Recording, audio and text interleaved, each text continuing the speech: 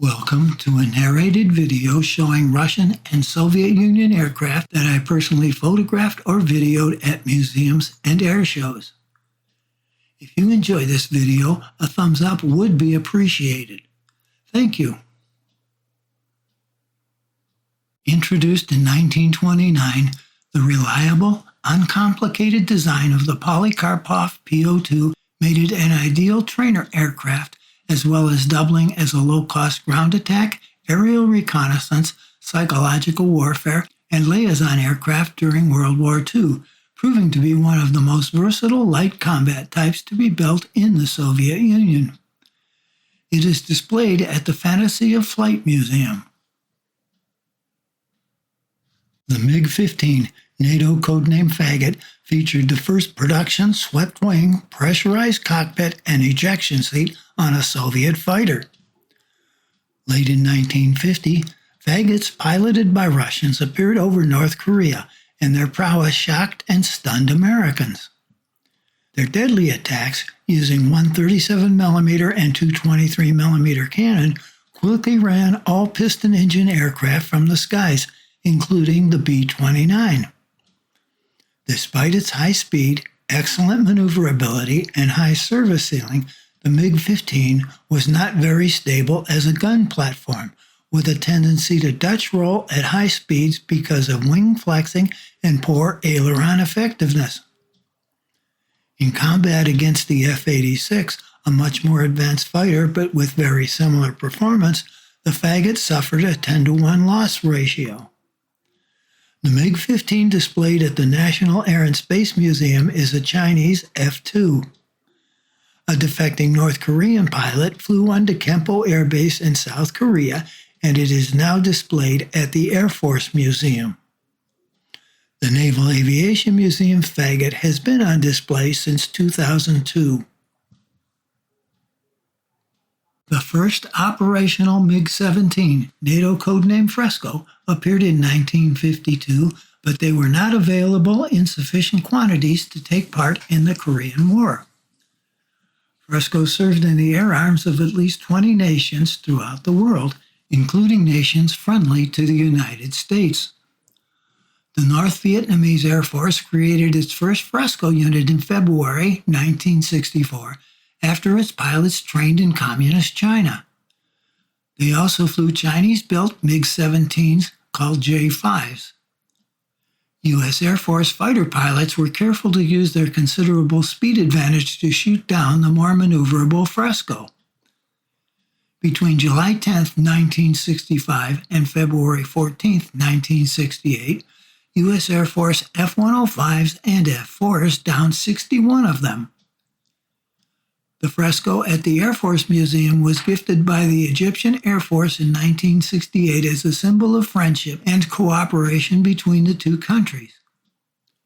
The MAPS Air Museum displays an LIM-6 BIS, a Polish-built aircraft based on the MiG-17 design.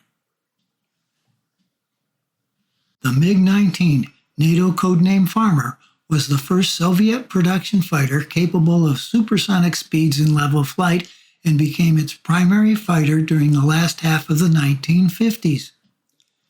As many as 10,000 in various versions were built by the Soviet Union, China, Poland, and Czechoslovakia, while many other countries used it, including Cuba, North Vietnam, North Korea, Iraq, and most of the Warsaw Pact nations.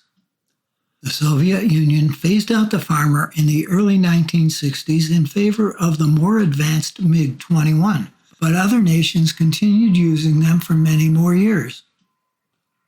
This MiG-19 Farmer has been displayed at the Air Force Museum since 1994. The V-750 Vina was developed in the mid-1950s and was the first effective Soviet surface-to-air missile. In the United States, it is better known by its NATO designation as the SA-2 Guideline missile, and it is part of the Soviet S-75 high-altitude air defense system.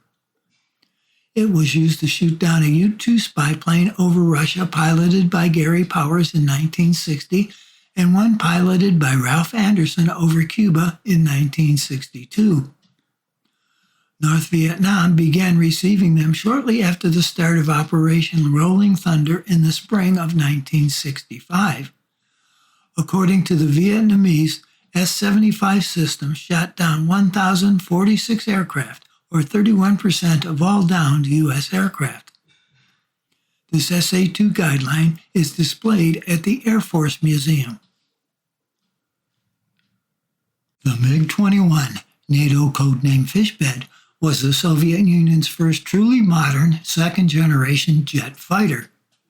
Soviet designers developed a unique tail delta configuration with a very thin delta wing, which gave the aircraft maneuverability, high speed, good medium altitude performance, and adequate takeoff and landing characteristics. The MiG-21 became the standard Soviet clear-air interceptor. Then, with the addition of radar, more powerful engines, and other modifications, it became a multi-role fighter. In the Southeast Asia War, the Fishbed was a dangerous adversary. It was as fast as U.S. jets and was more agile than the F-4 Phantom, its main opponent. Although American forces lost about 50 aircraft to North Vietnamese MiG-21s, the U.S. Air Force shot down 68 Fishbeds in combat. 42% of all Navy air engagements were against the MiG-21, downing 18 of them. The Fishbed exhibited at the Air Force Museum is a MiG-21 PF that carries air-to-air missiles but no guns. The one exhibited at the Naval Aviation Museum is painted in the markings of the Iraqi Air Force, which operated them during Iraq's war against Iran and in the Gulf War. The Smithsonian's Fishbed is a MiG-21F-13 that was displayed in a Soviet hardware exhibit as part of a Soviet awareness training program. The MiG-23, NATO codename Flogger, is a third-generation fighter with advanced radar and fire control systems that could fire missiles at targets beyond visual range. Variable swing wing geometry and robust landing gear allowed the MiG-23 to operate from short, remote runways. Soviet MiG-23s were used over Afghanistan, often escorting missions close to the borders of Pakistan and Iran. Air-to-air encounters were infrequent, with close air support accounting for most missions flown in Afghanistan, while combat air patrol and air-to-air escort missions comprised 15% of the total. They were introduced in 1970. Then, with the dissolution of the Soviet Union, the new Russian Air Force began cutting back its fighter force, deciding that the single-engine MiG-23s and 27s were to be retired to operational storage. It was retired on May 1, 1998, but they are still in limited service in other countries. This MiG-23 MS Flogger E, a version designed for foreign export, is displayed at the Air Force Museum. The Yakolev Yak-52 was designed as an aerobatic trainer for students in Soviet training organizations, which trained civilian sports aerobatics and was a Soviet primary trainer. It is responsive and very capable as an aerobatic aircraft, yet it is also easy to fly and land and has been used in international aerobatic competitions up to the advanced level. This Yak-52 was photographed at the 2005 A Gathering of Eagles air show. The MiG-29, NATO codename Fulcrum, was designed as an air defense fighter, while this dual-purpose aircraft also possessed a ground attack capability.